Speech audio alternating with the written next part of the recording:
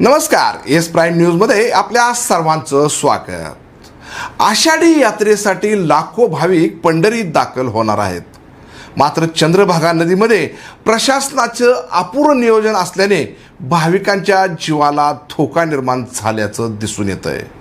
आषाढी दरम्यान जर चंद्रभागा नदी पूर्ण पाण्याखाली असेल तर प्रशासनाकडे नदीवरील सगळ्या घाटावरील गर्दी नियंत्रण करण्यासाठी आणि भाविकांना बुडण्यापासून वाचवण्यासाठी मोठं नियोजन करणं गरजेचं आहे। येत्या काही दिवसांवर आषाढी यात्रेचा सोहळा सुरू होतोय। यासाठी लाखो भाविक पंढरीत दाखल होत असतात। आलेले भाविक हे पहिले चंद्रभागेचे स्नान करतात, मगच विठुरायाचे दर्शन घेतात। ही परंपरा आहे। मात्र मागील 1.5 महिन्यापासून उजनी आणि भीमा खोऱ्यात मुसळधार पावसाने थैमान घातलंय। त्यामुळे मायनस असणारे उजनी धरण जून महिन्यातच भरलंय। अजूनही भीमा खोऱ्यात पावसाचा जोर कायम असल्याचं दिसून येतंय। त्यामुळे उजनी आणि वीर धरणातून पाण्याचा मोठा विसर्ग सोडण्यात येतोय। त्यामुळे चंद्रभागा नदीत पूरस्थिती निर्माण झाली आहे। मात्र याच चंद्रभागा नदीत येत्या काही दिवसात लाखो भाविक स्नानासाठी उतरणार आहेत।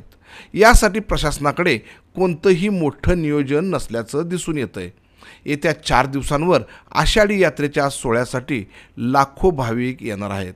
मात्र याच चंद्रभागा नदीमध्ये आपण मागील काही दिवसांचा विचार केला तर अनेक भाविकांचा बुडून दुर्दैवी मृत्यू झाल्याचं पाहिलंय।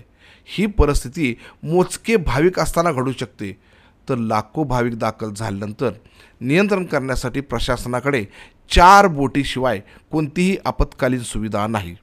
वास्तविक नदीत स्नान करणाऱ्या भाविकांसाठी सुरक्षेसाठी लोखंडी सुरक्षा बॅरिकेडिंग लावणे गरजेचे आहे, तर संपूर्ण घाटासभोवती जीवरक्षक गार्ड असणे गरजेचे आहे।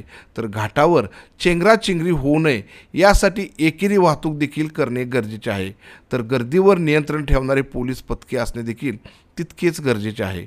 मागील काही वर्षाचा अनुभव पाहिला तर आषाढी सोहळ्यात येणाऱ्या भाविकांचा नदीत बुडून दुर्दैवी मृत्यू होतो।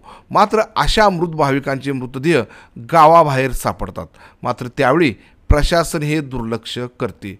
ही वेळ भाविकांवर येऊ नये यासाठी प्रशासनाने चंद्रभागेचे नियोजन योग्य पद्धतीने करावे अशी मागणी आता जोर धरू लागली आहे।